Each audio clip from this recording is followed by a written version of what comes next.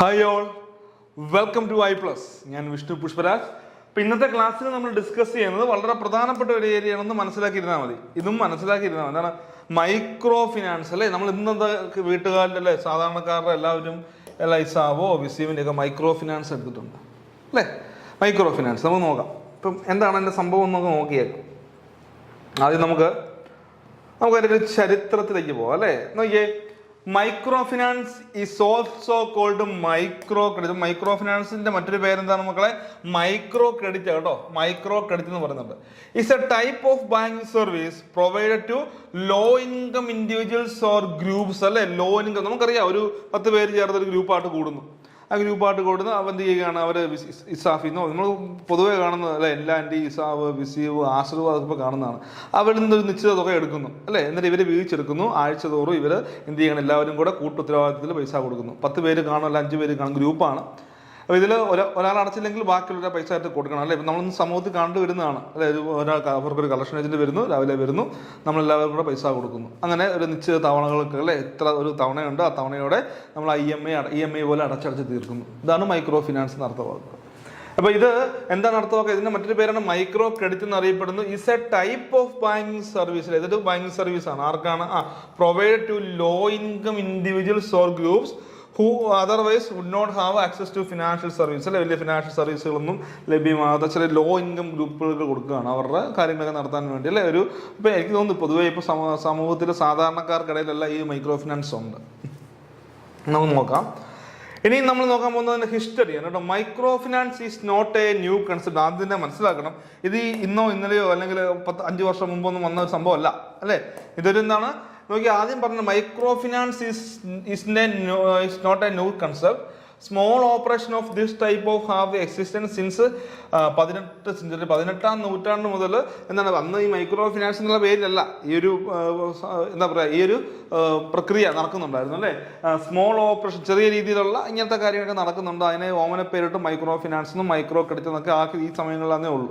Okay, ഓർത്ത് നോക്കുക. Small operation of this type have existed since 18th century. 18ാം നൂറ്റാണ്ട് മുതൽ തന്നെ എന്താണ് ഈ ഒരു ചെറിയ ഓപ്പറേഷൻസ് അല്ല, ഈ ചെറിയൊരു എന്താ പറയുക, ഈ രീതിയിലുള്ള ഒരു ഫിനാൻസ് സ്കീം അവൈലബിൾ ആയിരുന്നു അല്ലേ? ഓർത്ത് നോക്കുക. The first occurrence of micro lending is attributed to the Irish loan fund system. അപ്പോൾ ആദ്യത്തെ ഇതിൻ്റെ ഒരു ഒക്കറൻസ് നമ്മൾ നോക്കുകയാണ്, നമുക്ക് എവിടെ മനസ്സിലാക്കാം അല്ലേ? The first occurrence of micro lending is attributed to the എവിടെയാണ്? ഐറിഷ് നോർത്തേക്ക്. ഈ വാക്കൊന്ന് ഓർത്തേക്ക്. എന്താണ്? ഐറിഷ് ലോൺ ഫണ്ട് സിസ്റ്റം കേട്ടോ.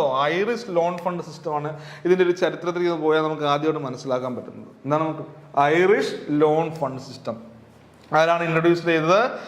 ഇൻട്രൊഡ്യൂസ്ഡ് ബൈ ജൊനാഥൻ സ്വിഫ്റ്റ് കേട്ടോ. Introduced by Jonathan Swift which sought to improve conditions for improvised Irish citizen. അപ്പം എന്താ പറയുക, അവിടുത്തെ ഐറിഷ് സിറ്റീസൺസ് അല്ലേ, അയർലൻഡിൽ അവിടുത്തെ രാജ്യത്തിലെ അവർക്ക് വേണ്ടി അല്ലേ, ഐറിഷ് സിറ്റീസിൻ്റെ ആ ഒരു ഇമ്പ്രൂവ്മെൻറ്റിന് വേണ്ടി, അവരുടെ എന്താണ് ജീവിത നിലവാരമൊക്കെ ഉയർത്താൻ വേണ്ടി എന്ത് ചെയ്യുകയാണ്? നമ്മൾ ആദ്യമായിട്ട് ചരിത്രത്തിൽ നോക്കുമ്പോൾ ഈ രീതി ഐറിഷിൽ ആണ് ഇത് വന്നത് കേട്ടോ. അയർലൻഡിലാണ് നമ്മൾ ഓർത്ത് പോകുന്നത്. ലോൺ ഫണ്ട് സിസ്റ്റം ഇൻട്രൊഡ്യൂസ്ഡ് പേരാണ് ജൊനാഥൻ സ്വിഫ്റ്റ്. അദ്ദേഹത്തിൻ്റെ പേരൊന്ന് ഓർത്ത് നോക്കുക, Jonathan Swift. Which sought to improve, എന്തിനു വേണ്ടി നോക്കിയാൽ, which sought to improve conditions for improvised Irish citizen. അപ്പം ആ ഐറിഷ് അല്ലെ, അയർലൻഡിലെ അവിടുത്തെ വ്യക്തികളുടെ ഒരു ഇമ്പ്രൂവിന് വേണ്ടി അല്ലെ, അവരുടെ ജീവിത നിലവാരം കൂട്ടാൻ വേണ്ടിയാണ് ഓർത്ത് നോക്കുക. ഇങ്ങനെ പറയുന്നുണ്ട്, in its modern form micro financing become popular on a large scale in the 1970. അപ്പം പ്രധാനപ്പെട്ടതായിട്ട് ഇതൊരു പോപ്പുലറായി വരുന്നത് ഈ രീതിയിൽ ഇത് കൂടുതൽ എന്താ പറയുക ജനങ്ങളുടെ പ്രീതി അല്ലെ, പോപ്പുലർ അത്ര പോപ്പുലർ ആയത് 1970 കാലഘട്ടത്തിലാണ് കേട്ടോ. ഇൻ ഇറ്റ്സ് മോഡേൺ ഫോം നമ്മൾ നിലവിൽ കാണുന്ന ഒരു രീതി, ഇപ്പോൾ നമ്മൾ കാണുന്ന ഒരു മൈക്രോ ഫിനാൻസ് എന്നുള്ള രീതി വരുന്നതെന്നാണ്. In its modern form micro financing become popular on a large scale in 1970. 1970 കാലഘട്ടത്തിലാണ് ഇത്രയ്ക്ക് പോപ്പുലർ ആയത്. നല്ല രീതിയിൽ ഇങ്ങനത്തെ കാര്യങ്ങൾ നടന്നു പോയിക്കൊണ്ടിരുന്നെന്ന് ഓർത്ത് പോകും. Okay, the first organisation to receive attention was the Grameen bank കേട്ടോ. നേരത്തെ പറയുന്നതാണ്. The first organisation to receive attention was Grameen bank, started in 1893. ആരാണ്? അദ്ദേഹത്തിന്റെ പേര് എല്ലാവർക്കും അറിയാം, മുഹമ്മദ് യൂനിസ് അല്ലേ? മുഹമ്മദ് യൂനിസ് ആണ്, ബംഗ്ലാദേശിലാണെന്ന് ഓർത്ത് നോക്കുക അല്ലേ. The first organisation to receive attention was the Grameen Bank, started in 1983 by Muhammad Yunus in Bangladesh. അപ്പം അവിടെയാണ് ഇതിന് ഇത്രയും പ്രാധാന്യം വന്നത് കേട്ടോ. The first organization to receive attention was the Grameen Bank, started in 1983 by Muhammad Yunus in Bangladesh.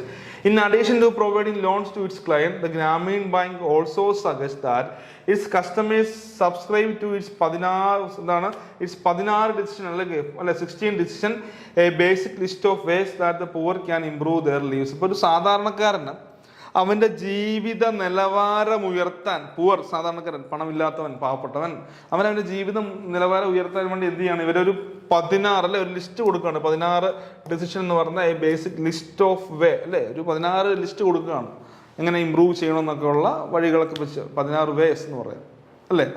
അപ്പം അതുകൊണ്ട് തന്നെ ഇത് വളരെ രീതിയിൽ എന്ത് ചെയ്യുകയാണ്, ഇവരിതിൽ ശ്രദ്ധ ആർജിച്ചു കേട്ടോ. ആര്? ബംഗ്ലാദേശിലെ ഗ്രാമീൺ ബാങ്ക് കേട്ടോ. The first organisation to receive attention was Grameen bank, start in 1983 by Muhammad Yunus in Bangladesh. അപ്പോൾ അവരെയൊക്കെയാണ് പോപ്പുലറായിട്ട് ഇത് അത്രയും കൊടുത്തു വന്നത്, മൈക്രോ ഫിനാൻസ് ഒക്കെ പ്രോപ്പറായിട്ട് കൊടുത്തു വന്നൊരു ബാങ്ക് എന്ന് നമുക്ക് പറയാം.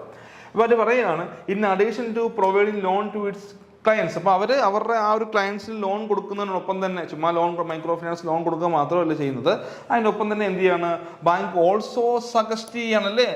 അവർ സജസ്റ്റ് ചെയ്യാണ് എന്ത്, that its customers subscribe to its 16 decision അല്ലേ. കസ്റ്റമേഴ്സിനെ കൊണ്ട് ആ 16 ഡിസിഷൻ എന്ന് പറഞ്ഞാൽ അതിലേക്ക് സബ്സ്ക്രൈബ് ചെയ്യുകയാണ്. എന്താ പറയുക, ബേസിക് ലിസ്റ്റ് ആണ് കേട്ടോ. എന്താണ് a basic list of ways that the poor can improve their ലീവ്സിലെ സാധാരണക്കാരൻ്റെ അവൻ്റെ ജീവിത നിലവാരം ഉയർത്താൻ വേണ്ടിയുള്ള ഒരു 16 രീതികൾ, വേസ് എന്ന് പറയാം. The 16 decision touch upon a wide variety of subject ranging from a request to stop the practice of issuing dowries upon a couples. അപ്പം അതിൽ ആ ജീവിത രീതി, ആ 16 ജീവിത രീതിയിൽ ചില കാര്യങ്ങൾ പറയുന്നുണ്ട്. ഏതൊക്കെയാണ് പറയുന്നത് നോക്കിയേ. The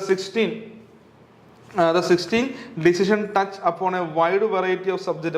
ഒരുപാട് സബ്ജക്റ്റുകളെ കുറിച്ച് അവർ അതിൽ പറയുന്നുണ്ട്. Ranging from a request to stop the practice of issuing dowries upon a couples അല്ലെ. ഡൗറീസ് എന്ന സ്ത്രീധനം, അത് നിരോധിക്കുന്ന കാര്യങ്ങൾ അല്ലെ. Couples marriage to keeping drinking water sanitary. Okay, അപ്പം എന്താണ് അവർ ഒരു സ്ത്രീധനം അത് നിരോധിക്കുന്ന സാഹചര്യം പറയുന്നുണ്ട്. പിന്നെ പറയുകയാണ് in 2006 the Nobel Peace Prize was awarded to both Yunus and the Grameen Bank for their effort in developing the microfinancing system. 2006 Nobel prize കിട്ടുകയാണ്. അവിടെ നിന്ന് ഓർത്തോണം മക്കളെ, അത് വളരെ പ്രധാനപ്പെട്ടതാണ്. ഇത് വളരെ പ്രധാനപ്പെട്ട സംഭവമാണ്. എന്താണ് 2006 in 2006 the Nobel Peace Prize was awarded to both Yunus and the Grameen Bank. ഇപ്പോൾ യോനസിന് നൽകുന്നുണ്ട്, ഗ്രാമീണ ബാങ്കിന് നൽകുന്നു അല്ലേ. ഗ്രാമീൺ ബാങ്ക് എന്തിനു വേണ്ടിയാണ്? For their effort in developing the micro financing system. അപ്പോൾ അവരുടെ ഒരു എഫേർട്ടിന് വേണ്ടിയില്ലേ മൈക്രോ ഫിനാൻസ് സിസ്റ്റം ഡെവലപ്പ് ചെയ്യാൻ, വളർത്താൻ ആവശ്യമായിട്ടുള്ള അല്ലെങ്കിൽ അത്രയും പോപ്പുലർ ആക്കാനുണ്ട് അവരെടുത്തിരിക്കുന്ന ആ ഒരു എഫേർട്ടിന് വേണ്ടി എന്ത് ചെയ്യണം, ആ യൂണിസിനും അതുപോലെ തന്നെ ഗ്രാമീണ ബാങ്കിനും എന്ത് നൽകുകയാണ്, ആ നോബൽ പീസ് പ്രൈസ് നൽകുകയാണെന്ന് ഓർത്തു കേട്ടോ. 2006 അന്ന് ഓർത്തേക്കണേ, 2006 ഇനി നമുക്ക് നമ്മൾ നേരെ ഇന്ത്യയിലേക്ക് വന്നാലോ. പറയുന്നുണ്ട് in India micro finance was first introduce by സേവാ ബാങ്ക്. ഇപ്പൊ ഇന്ത്യയിൽ ആരാണ് ഇത് ആദ്യം ഇൻട്രൊഡ്യൂസ് ചെയ്തത് മക്കളെ ചോദിച്ചാൽ, ആരാണ് ഇന്ത്യയിൽ ആദ്യം ഇൻട്രൊഡ്യൂസ് ചെയ്തത്? ഇന്ത്യയിൽ ആരാണ് ഇൻട്രൊഡ്യൂസ് ചെയ്തത് ആദ്യം? Okay, in India micro finance was micro finance was first introduced by ആരാണ്? ബൈ ദ സേവാ ബാങ്ക് ആണ്. ഇപ്പം ഇന്ത്യയിൽ ആദ്യമായിട്ട് ഇത് ഇൻട്രൊഡ്യൂസ് ചെയ്തത് സേവാ ബാങ്ക് ആണെന്ന് ഓർത്ത് വെക്കുക കേട്ടോ. ഇന്ത്യയിൽ ആദ്യമായിട്ട് ഇൻട്രൊഡ്യൂസ് ചെയ്തത് സേവാ ബാങ്ക് ആണ് അല്ലേ. Division of the self employed women's association. എന്താ പറയുക, self employed women's association in Gujarat 1974. അപ്പോൾ 1974 ഗുജറാത്തിലെ സേവാ ബാങ്ക് ആണ് എന്ത് ചെയ്യുക, മൈക്രോ ഫിനാൻസ് ആദ്യമായിട്ട് ഇൻട്രൊഡ്യൂസ് ചെയ്തത് ഇന്ത്യയിൽ.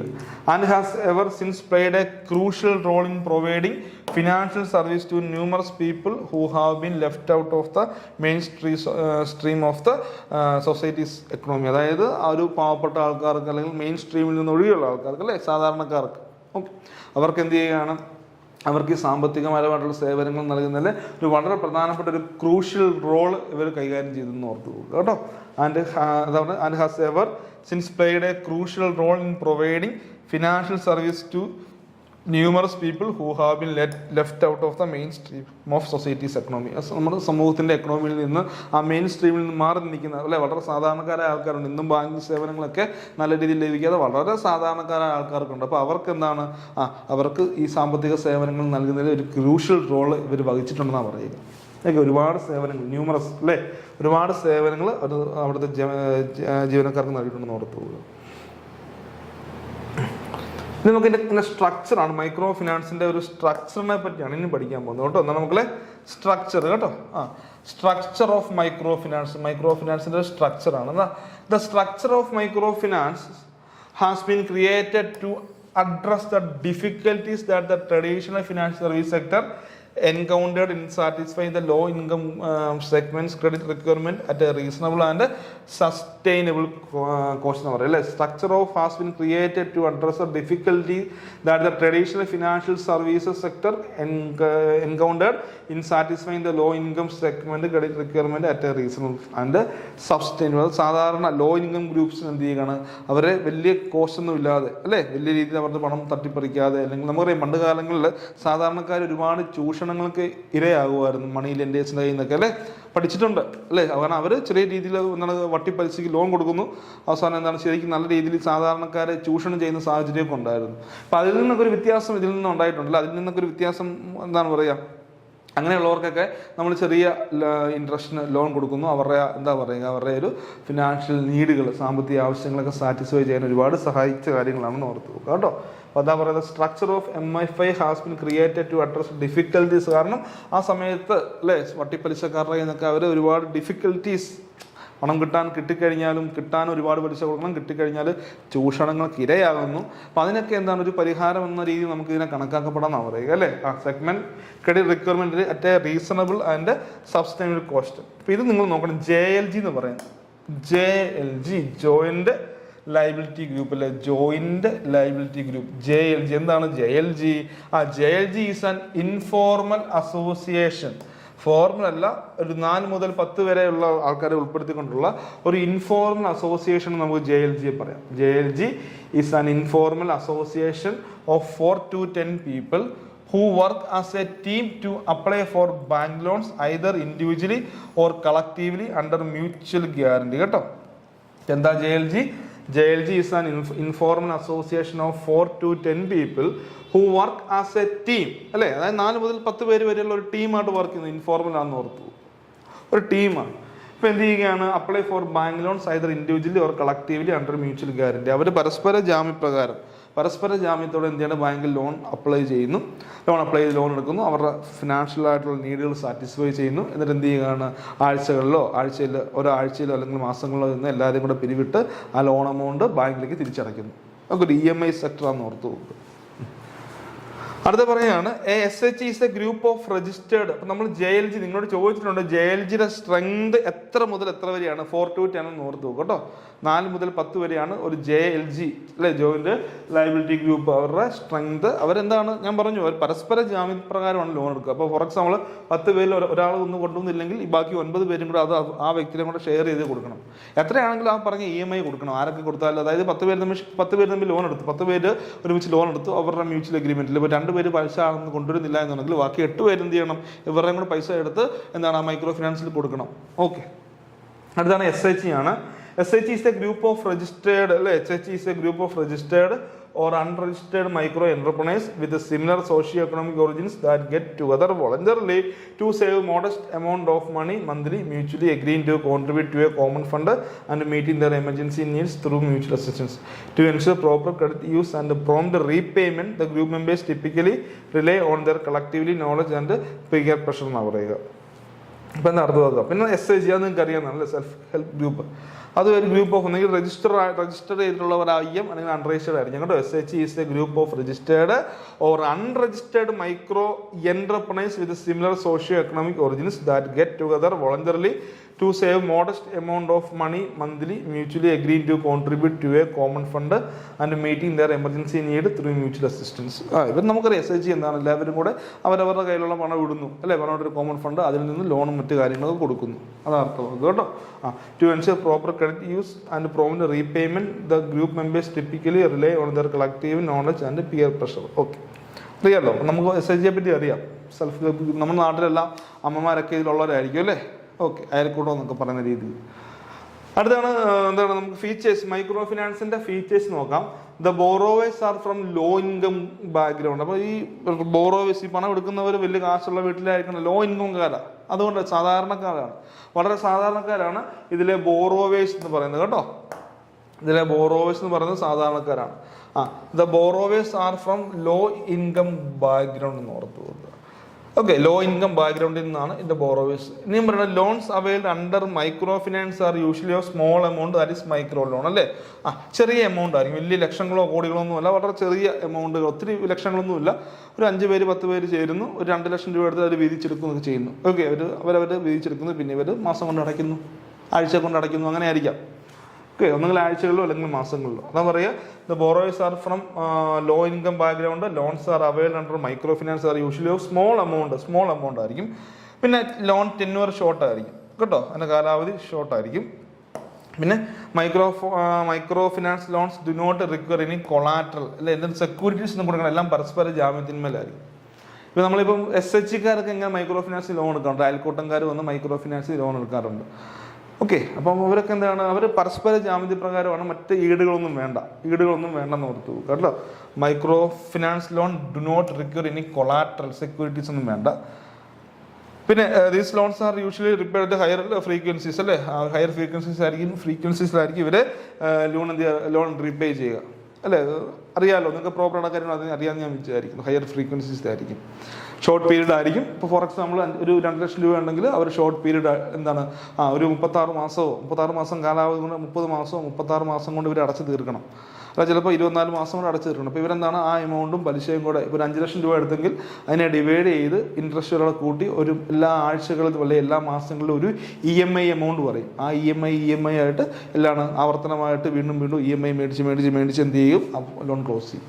ഓക്കെ, പിന്നെ പറയാണ് the purpose of most micro finance loan is income generation. എന്ത് ഇൻകം ജനറേഷൻ തന്നെയാണ് അല്ലേ, ഇൻകം ജനറേഷൻ തന്നെയാണ് എന്താണ് മൈക്രോ ഫിനാൻസിന്റെ പ്രധാനപ്പെട്ട ലക്ഷ്യം. The purpose of most micro finance loan is income generation ആണെന്ന് ഓർത്തു പോകും. അടുത്തവണ objectives of micro finance in India. ഇന്ത്യയിലെ മൈക്രോ ഫിനാൻസിന്റെ ഒബ്ജക്റ്റീവ്സ് നോക്കാം. A proposal has been made to start a pilot program to identify SHG members and develop their capacity to become entrepreneurs, enable credit linkage and facilitate marketing linkage. എന്താണ് ഒരു pilot program to identify SHG members and develop their capacity to become entrepreneurs. നമ്മൾ ചിലപ്പോൾ ചില സാഹചര്യങ്ങളിൽ ഒരു fund കൊടുക്കുന്നു, ഇവർക്ക് വേണ്ടി വലിയൊരു 5 ലക്ഷം രൂപ ഒരു 10 ലക്ഷം രൂപ കൊടുക്കുന്നു. അവരതുകൊണ്ട് എന്താണ് ചെറിയ എന്തെങ്കിലും ബിസിനസ് സ്ഥാപനങ്ങൾ എന്റർപ്രൈനേഴ്സ് ആകുന്നു. ഓക്കെ, അതൊക്കെയാണ് പ്രധാനപ്പെട്ട ലക്ഷ്യം എന്ന് ഓർക്കുക. ഫോർ എക്സാമ്പിൾ, ഇപ്പോൾ നമ്മൾ 5 ലക്ഷം രൂപ കൊടുക്കുന്നു, അവരതുകൊണ്ട് എന്തെങ്കിലും വ്യവസായങ്ങളൊക്കെ തുടങ്ങുന്നു, എന്നിട്ട് അതിൽ നിന്ന് പണം അടയ്ക്കുന്നു. അങ്ങനെയും ചെയ്യുന്നവരുണ്ട്. ചില ആൾക്കാർ എന്താണ് അവരുടെ സ്വന്തം ആവശ്യത്തിന് വേണ്ടി പൈസ എടുക്കാനുണ്ടെന്ന് ഓർത്ത് കൊടുക്കുക. പ്രധാനപ്പെട്ടായിട്ട് നമ്മൾ ഇവരെ പ്രോമിറ്റ് ചെയ്യുന്നത്, ഇവരെ കൊണ്ട് ലോൺ എടുപ്പിക്കുന്നു. 10 പേര് കൂടുന്നവർ അങ്ങനത്തെ അവരെ കൊണ്ട് ലോൺ എടുത്ത് അവരെന്തെങ്കിലും ഇവിടെയെങ്കിലും എന്താണ് ചെറിയ തയ്യൽ യൂണിറ്റുകളോ അങ്ങനെയൊക്കെ ചെയ്യുന്നു. അതൊക്കെയാണ് പൊതുവേ നമ്മളിതിൻ്റെ പ്രധാനപ്പെട്ട ലക്ഷ്യം എന്ന് പറയുന്നത്. ആ രീതിയിലുള്ള കാര്യങ്ങൾ കേട്ടോ. അതാ പറയുക, a proposal has been made to start a pilot program to identify SHG members and develop their capacity to become entrepreneurs, enable credit linkage and facilitate market linkage. അപ്പോൾ അവരൊരു എന്റർപ്രൈസ് ആക്കുക എന്നുള്ളതാണ് നമ്മുടെ പ്രധാനപ്പെട്ട ലക്ഷ്യം എന്നൊക്കെ ഓർത്ത് വെക്കുക. പക്ഷേ പല ആൾക്കാരും എടുത്ത് അവരുടെ സ്വന്തം കാര്യങ്ങൾ നോക്കുന്ന ഒരു രീതിയിലേക്ക് കാര്യങ്ങൾ പോകുന്നുണ്ട് അല്ലേ. Okay, this is done in the development of new skill set in addition to assisting first generation entrepreneurs and upgrading the operation of current companies. Development of new skill set, പുതിയ സ്കില്ലുകൾ പഠിപ്പിക്കുക. In addition to assisting first generation entrepreneurs and upgrading the operation of current companies. നിലവിൽ ചെയ്തുകൊണ്ടിരിക്കുന്നവർക്ക് നമ്മൾ പുതിയ സ്കില്ലുകളൊക്കെ പഠിപ്പിച്ചു കൊടുക്കുക. അതൊക്കെ നമ്മുടെ ലക്ഷ്യമാണ് കേട്ടോ. പിന്നെ graduate to micro enterprise using higher capital, employing more labourers, using better technologies and operating continuously without seasonal fluctuations. അല്ലെ, graduate to micro enterprise using ഇതാണ് നമ്മുടെ ആ ഒരു മൈക്രോ എന്റർപ്രൈസിനെ അവരെ എന്ത് ചെയ്യുക, കുറച്ച് വീണ്ടും പണം കൊടുത്ത് എന്ത് ചെയ്യുക, അവരെ അങ്ങ് സെറ്റ് ചെയ്യുക അല്ലേ. Using higher capital, employing more labours, അതായത് ബിസിനസ്സിനെ ഉയർത്താൻ വേണ്ടിയുള്ള കാര്യങ്ങൾ കൊടുക്കുക. നിലവിൽ ചെറിയൊരു ഒരു ചെറിയ ഉദാഹരണമാണ്, ചെറിയൊരു തയ്യൽ യൂണിറ്റ് ഉണ്ടെന്ന് വിചാരിക്കുക. SHGക്കാർക്ക് നിലവിൽ ഒരു ചെറിയ തയ്യൽ യൂണിറ്റ് ഉണ്ട്, തയ്യൽ. ഓക്കെ, അവർക്ക് വേണമെങ്കിൽ നമ്മൾ വീണ്ടും ലോൺ കൊടുത്ത് എന്ത് ചെയ്യണം, അത് വികസിപ്പിച്ചെടുക്കുക അല്ലേ. ആ തയ്യൽ യൂണിറ്റിനെ വലിയ ഒരു വേറൊരു ലെവലിലേക്ക് കൊണ്ടുവരാം, വികസിപ്പിച്ചെടുക്കാൻ. അപ്പോൾ അതിന് നമ്മൾ അതൊക്കെയാണ് നമ്മുടെ ഇതിൻ്റെ പ്രധാനപ്പെട്ട ലക്ഷ്യം എന്ന് ഓർത്ത് പോകുക. ഓക്കെ, കാരണം അവർക്ക് അതിൽ നിന്ന് ലോണിനും ഗ്രൂപ്പുകാർക്ക് ഒരു പുതിയ ഒരു സ്ഥാപനം തുടങ്ങി അതിൽ നിന്ന് അവർക്ക് ചെറിയ ഇൻകം ജനറേറ്റ് ചെയ്യിപ്പിക്കുക എന്നുള്ളതാണ് നമ്മുടെ ലക്ഷ്യം. പിന്നെ പറയുന്നത് എന്താണ്, conducting a trainers training program for NGOs to support and scale up startups and among SHG and JLG members. ഇപ്പോൾ SHGക്കാരെയും JLG മെമ്പേഴ്സിനൊക്കെ പുതിയ സ്റ്റാർട്ടപ്പുകൾ തുടങ്ങാനും തുടങ്ങിയ സ്റ്റാർട്ടപ്പ് ഇമ്പ്രൂവ് ചെയ്യാൻ ആവശ്യമായിട്ടുള്ള ട്രെയിനിങ്സ് ഒക്കെ നൽകുക. പിന്നെ പറയുന്നത് providing special emphasis to the under served state in various regions of India അല്ലേ. എന്നാണ് ഒരു special emphasis to the under served state in various region of India. ഇന്ത്യയിലെ താഴെക്കടയിൽ കിടക്കുന്ന ആൾക്കാർക്ക് അവരെ നമ്മൾ ഉയർത്തിക്കൊണ്ട് വരാൻ ആവശ്യമായിട്ടുള്ള കാര്യങ്ങളൊക്കെ ചെയ്യുക.